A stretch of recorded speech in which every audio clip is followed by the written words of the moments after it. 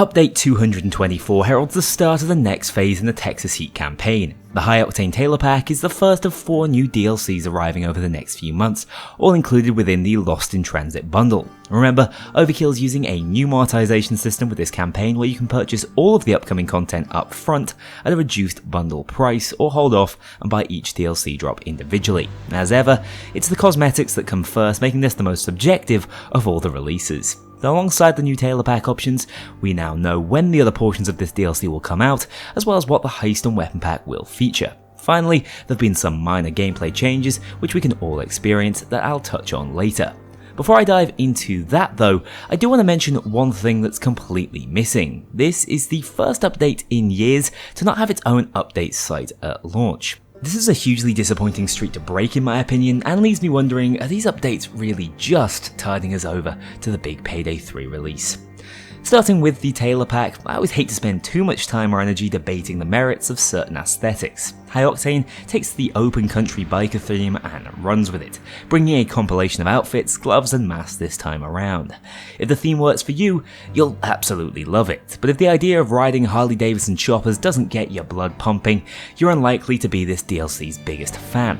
Hell on Wheels even has a direct homage to Peter Fonda's iconic outfit from Easy Rider in the Route 66, but there's a part of me that thinks Overkill may be targeting the wrong demographic with this one. I'm generally a fan of the more intricate detailing found on the other variants, but let's be honest, it's going to take a whole lot more than that to dethrone my new favourite look, Gigolo Jimmy. Road Rage is a little more simplistic, but leans into a similar style that Russ Mains will surely be rejoicing over. Only you guys can stomach having Live Fast Die Young scribbled on your backs. As for the gloves, Red Handed is our first pure red set, whilst Chrome and Crossbones has a pair of Jolly Rogers to confuse cops as to whether they're dealing with bikers or pirates.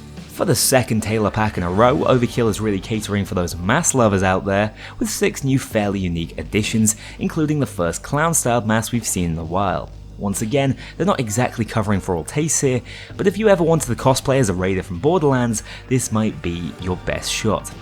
Where do I fall on all of this? Well, I think there's an element of classic cool that this DLC definitely oozes, and the masks have the potential to be game changers within a Mask of the Year competition, but I'm gonna need to see more from the upcoming campaign DLCs before I can wholeheartedly recommend the bundle.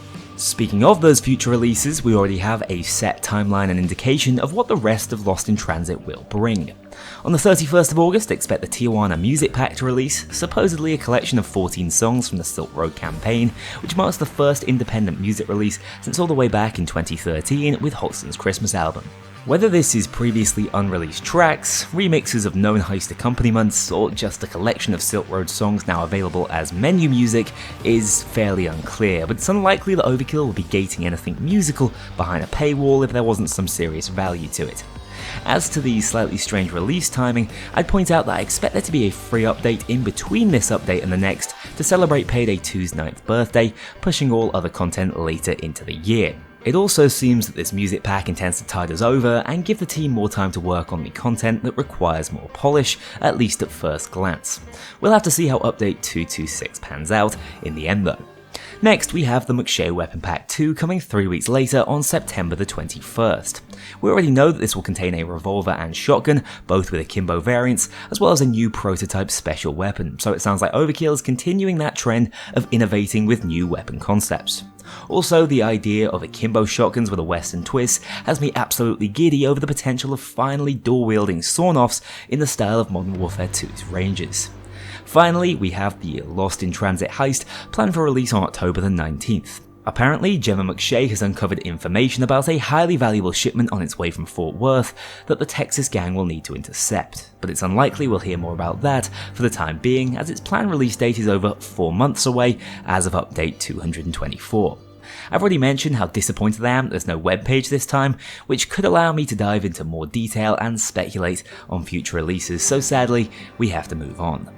Overall, I'd say the way this update has launched has really taken everyone by surprise, even the guys making it. Hell, it seems like they've unintentionally launched an additional outfit, the awesome looking tracksuit, without ever mentioning it within the patch notes. I'm sure many Overkill employees are enjoying time off over the summer, potentially explaining why things are a little more sparse as of late, and why Payday Twitter man has been so quiet. But there is that slightly cynical part of me wondering if this is symptomatic of a greater push within the Payday 3 team, putting Payday 2 further on the back burner.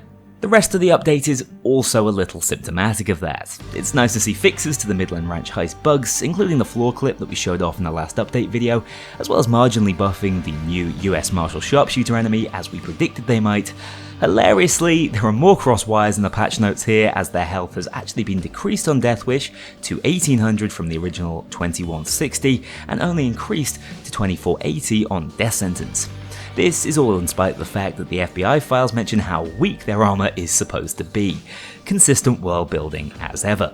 Probably the most notable change in this update is the re-addition of the Zeal Marksman within Holdout. These guys used to make the mode a lot more difficult and were removed as a result, but have now been re-added with pretty horrifically nerfed capabilities. Whilst they can still shoot through armor, they now seem to deal a flat 30 damage and will always miss their first shot to unceremoniously announce their arrival. In exchange, they do have an improved fire rate, but that's unlikely to make them half as lethal as they used to be. Also, both Zeal Marksmen and Snipers have been neutered within Crime Spree, as their damage will no longer scale with the spree level. This makes high round completions a fair bit easier, as those enemy types won't really need to be factored into your runs. Overall, I completed the Holdout, spotted 3 across the duration, and they made 0 difference to the run. And that's it for the update. Really not a whole lot to write home about. My greatest disappointment is with the lack of fanfare around the release, and Overkill's seeming inability to not accidentally release content prematurely or full of bugs and glitches. It's looking just a little amateur hour at this point. Always a shame when the work the actual graphic artists and designers put into the game with these cosmetics is so impressive, which is exactly why the update is an easy rider. At times, whilst it might have the style of a Harley Davidson, it sure as hell is living off the work of its art directors and 3D modelers, not the game designers or senior developers.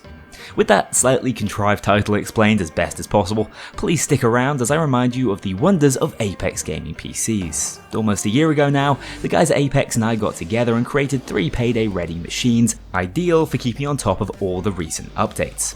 You can still pick these up from the link in the description to support me and the channel.